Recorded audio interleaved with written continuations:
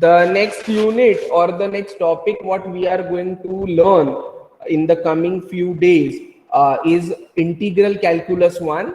In our syllabus we have 2 units depending on the or dependent on the integral calculus, that is integral calculus 1 and integral calculus 2, right? As we know that subject mathematics 2 of this B second semester mostly deals with the integral calculus portion, so we have 2 units distributed over it, that is integral calculus 1 and integral calculus 2. In integral calculus 1 we will be mostly talking about beta and gamma functions, which are nothing but the spatial functions. Now, as the name itself contains the word integral, we will be mostly talking about or dealing with the integrals, that too definite integrals, and to be more specific it will be an improper definite integral. Now what do we know about the integrals? There are 2 different kinds of integral. One of them is a definite integral, another one is an indefinite integral.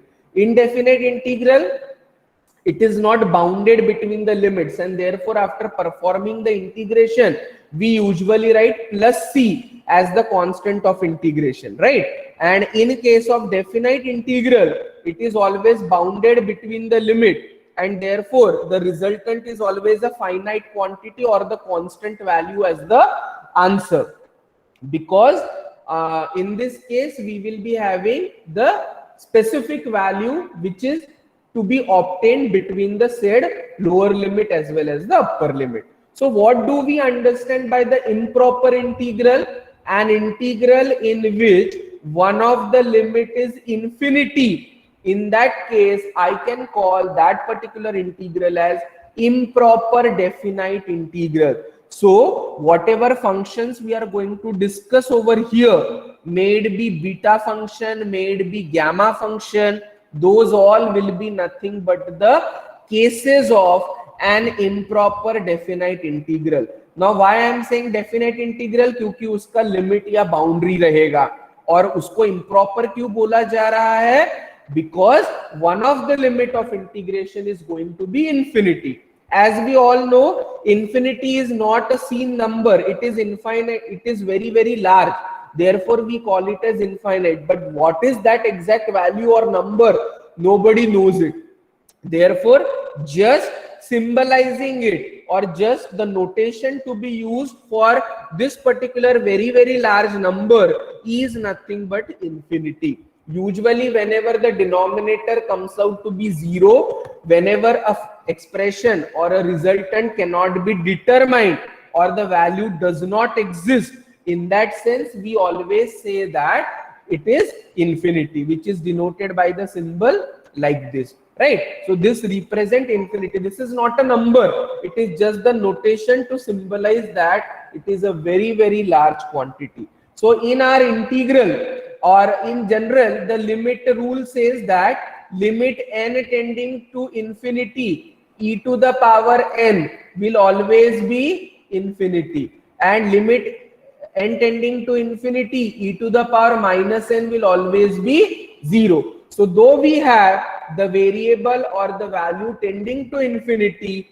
e to the power infinity will be infinity, e to the power minus infinity will be 0. So in such cases we will be having it appropriate use of the result and we will be getting down the answer. So initially we start with the definition of the gamma function and then we switch over to the beta function.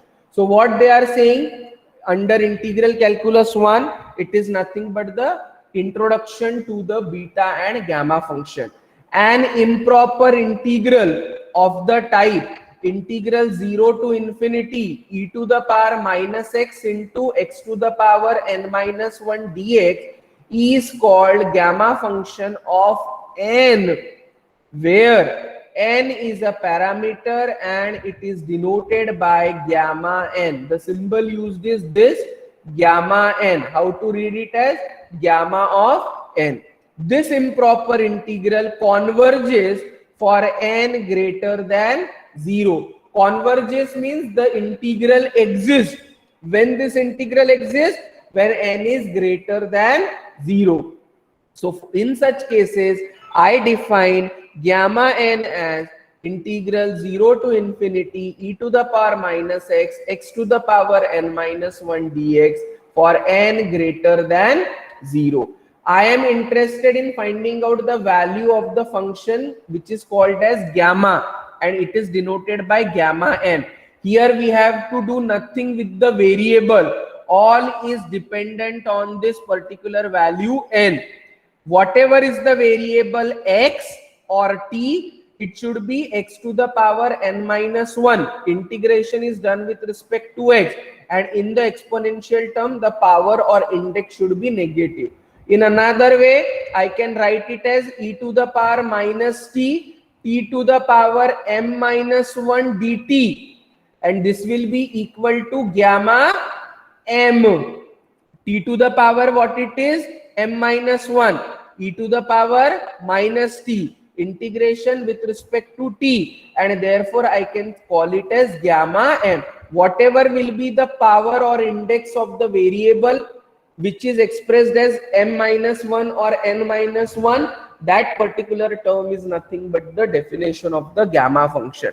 So integral 0 to infinity e to the power minus t, t to the power m minus 1 dt is gamma m. In general, when I am writing it in the form of n, it is gamma n is equal to integral 0 to infinity e to the power minus x, x to the power n minus 1 dx, n greater than equal to 0. So an improper integral of the type is called gamma of n, variable nahi, gamma of the notation or constant value n, where n is a parameter, it is not a variable, and it is denoted by gamma n. It is converging only for n greater than 0. Here the domain of integration is infinite as upper limit is infinity. मुझे upper range नहीं पता, it is infinite, and therefore I can say that domain of integration is infinite. Improper integrals are always functions of a parameter. It is a component in various probability distribution, number theory, asymptotic series, etc. Gamma functions are also called as Euler's integral of second kind. So where does you find this gamma function? Whenever normal example related to the definite integral containing one of the limit as infinity is not solvable by earlier methods or analytical methods, we try to convert it into the definition of the gamma function, and once it is converted to the definition of the gamma function, we can easily apply and get the answer for it without actually doing the integration. In numerical integration also, whatever values we were about to calculate, we haven't applied any of the process of integration, but mathematical calculations has given us the value for the given function, right? Similarly, whenever we come across with an improper integral, see, having one of the limit as infinity, जो number नहीं पता है उसको integrate करके limit निकालना is a very tedious task.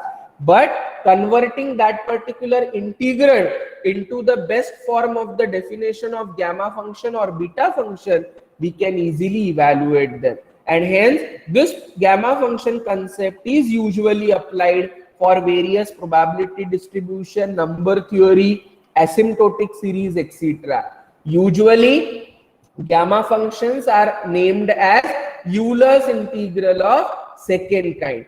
Beta function is called as Euler's integral or Euler's integral of first kind. So depending on the definition of the gamma function, we have various properties and the basic results which we can easily apply for solving the given example. So only the thing what you need to keep in mind relating to the gamma function is it is an improper integral of the type 0 to infinity e to the power minus x, x to the power n minus 1 dx, where n is greater than 0, it is denoted by gamma n. In a case of definite integral, variable is immaterial. In place of this, I can write it as t.